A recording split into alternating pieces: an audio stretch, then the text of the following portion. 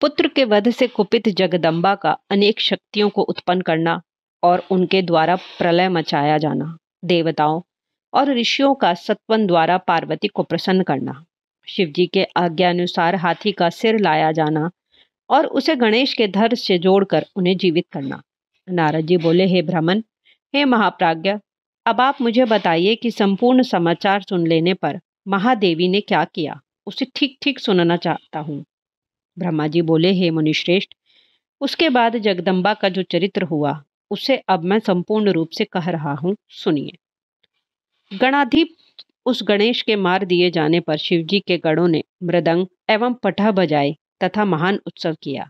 हे मुनीश्वर, शिवजी भी गणेश जी का शिरच्छेदन कर ज्यों ही दुखी हुए, उसी समय गिरिजा देवी अत्यंत क्रोधित हो गई। उन्होंने कहा, हाय, मैं क्या करूं, कहाँ जाऊं, मुझे बहुत बड़ा दुख उत्पन्न हो गया है।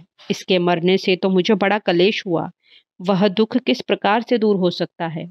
सभी देवताओं तथा गणों ने मेरे पुत्र को मार डाला है, अतः मैं उनका नाश कर दूंगी अथवा प्रलय कर दूंगी। इस प्रकार दुखी हुई उन सर्वलोक महेश्वरी ने उसी क्षण कुपित होकर करोड़ों शक्तियों को उत्पन्न किया। तेज से जाज्वल्यमान उन उत्पन्न हुई शक्तियों ने जगदम्बा पार्वती को नमस्कार कर कहा, हे माता, आज्ञा दीजिए। हे मुनीश्वर, यह सुनकर शंभु की शक्ति महामाया प्रकृति ने क्रोध में भरकर उन सभी शक्तियों से कहा, हे शक्तियों, हे देवियों, तुम सब मेरी आज्ञा से प्रलय कर डालो। इसमें आप सभी को विचार नहीं करना चाहिए। हे सखियों, तुम लोग देवता, ऋषि, यक्ष, राक्षस और अपने तथा दूसरे सब को हठ पूर्वक खा डालो। ब्रह्मा जी बोले, तब पार्वती जी की आज्ञा पाते ही वे सभी शक्तियां क्रोध में भरकर देवता आदि सभी का संहार करने के लिए उद्युत हो गई। जिस प्रकार अग्नि तृणों का संहार कर देती है, उसी प्रकार वे समस्त शक्तियां भी संहार करने लगी। शिव के गणाधीप विष्णु, ब्रह्मा, शंकर, इंद्र, यक्षराज, स्कंद अथवा सूर्य आदि का वे निरंतर संहार करने लगी। जहां जहां दृष्टि जाती वहां वहां केवल शक्तियां ही दिखाई पड़ती थी। उस समय कराली, कुबज का खंबा, लंब, शीर्षा आदि अनेक शक्तियां देवताओं को हाथ से पकड़कर मुख में डालने लगी। उस संहार को देखकर हर, ब्रह्मा, हरि तथा इंद्रादि सभी देवतागण एवं ऋषि इस संदेह में पड़ गए कि क्या देवी अकाल में ही प्रलय कर देंगी। इस प्रकार उनमें जीवन की आशा समाप्त सी हो गई। सभी लोगों ने मिलकर कहा कि अब हमें क्या करना चाहिए, सब लोग इस पर विचार करें।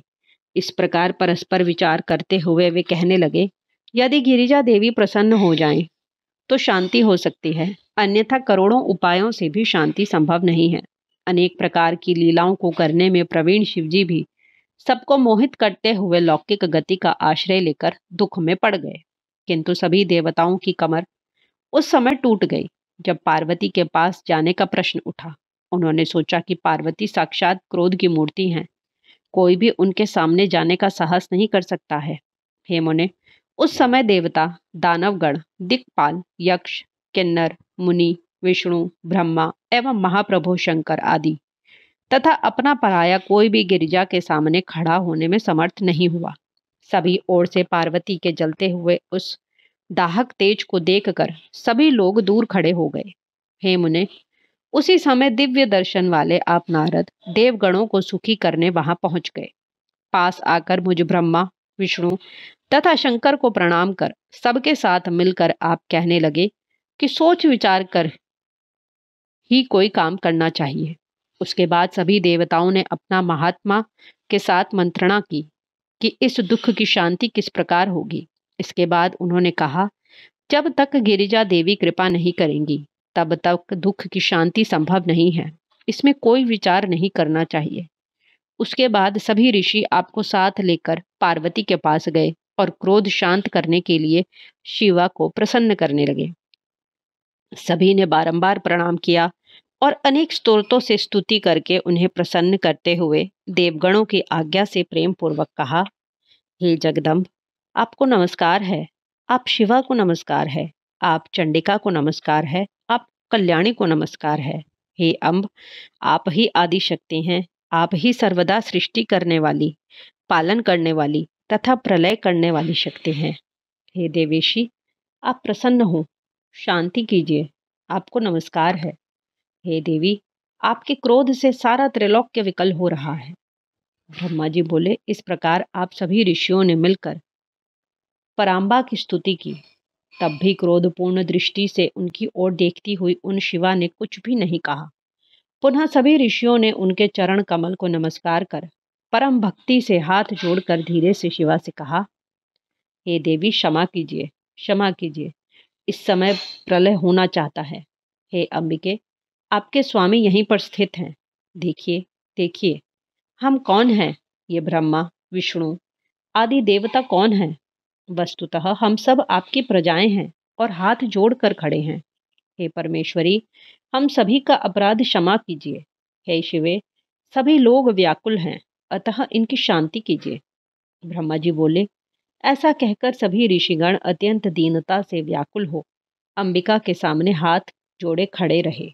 इस प्रकार उनका वचन सुनकर चंडिका प्रसन्न हो गई और करुणादर्शित हो ऋषियों से कहने लगी, यदि मेरा पुत्र जीवित हो जाए और तुम लोगों के बीच प्रथम पूज्य हो तो यह संहार नहीं होगा। यह आज्ञा से सबका अध्यक्ष हो जाए, और यदि तुम लोग उसे ऐसा कर दो तो लोक में शांति हो सकती है, अन्यथा तुम लोगों को सुख की प्राप्ति नहीं होगी। ब्रह्मा जी बोली, भगवती के द्वारा इस प्रकार कहे जाने पर आप सभी ऋषियों ने आ करके देवगणों के समीप जाकर उन देवताओं से सारा वृतांत निवेदन किया। तब यह सुनकर दुखित इंद्रादि सभी देवगणों ने हाथ जोड़कर प्रणाम करके इस वृतांत को शंकर से निवेदित किया। यह सुनकर शिवजी ने भी देवताओं से कहा, हम लोगों को भी वही करना चाहिए जिससे सारे संसार का कल्याण हो। अतः आप लोग उत्तर दिशा की ओर जाइए और सर्वप्रथम जो मिले उसका सिर लाकर इसके धड़ में जोड़ दीजिए। ब्रह्मा जी बोले, तदनंतर शिव की आज्ञा पालन करने वाले देवताओं ने ऐसा ही किया। गणेश जी का सर लाकर विधि पूर्वक उसका प्रक्षालन करके उसकी पूजा कर वे अत्यंत दिशा की उत्तर दिशा की ओर चल दिए। वहीं पर उन्हें सर्वप्रथम एक दांत वाला हाथी मिला। तब उसी का सिर लेकर उन्होंने गणेश के शरीर में जोड़ दिया। सिर जोड़कर सभी देवताओं ने ब्रह्मा, विष्णु तथा शंकर को प्रणाम करके यह वचन कहा, आपने जैसा कहा था वैसा हमने किया। अब इसके बाद जो कार्य शेष हो उसे आपको करना चाहिए। इसके बाद शिव के गण तथा देवता सुखपूर्वक सुशोभित हुए। पुनः शिव जी ने जैसा कहा वैसा ही उन लोगों ने पालन किया। तब ब्रह्मा, विष्णु आदि देवगण अपने प्रभु निर्गुण ब्रह्म ईश्वर शिव को प्रणाम करके उनसे बोले, जिस प्रकार हम महात्मा लोग आपके तेज से उत्पन्न हुए हैं, उसी प्रकार आपका तेज वेद मंत्रों के प्रभाव से इस शरीर में भी प्रकट हो जाए। इस प्रकार उन लोगों ने शिवजी का स्मरण करके मंत्र के द्वारा अभिमंत्रित उत्तम जल को गणेश के शरीर पर छिड़का।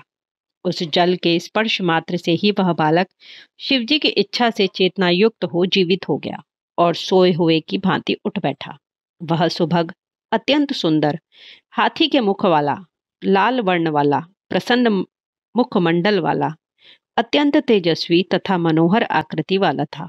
हे मुनीश्वर, उस बालक पार्वती पुत्र को जीवित देखकर सभी लोग अत्यंत प्रसन्न हो गए और सबका दुख नष्ट हो गया।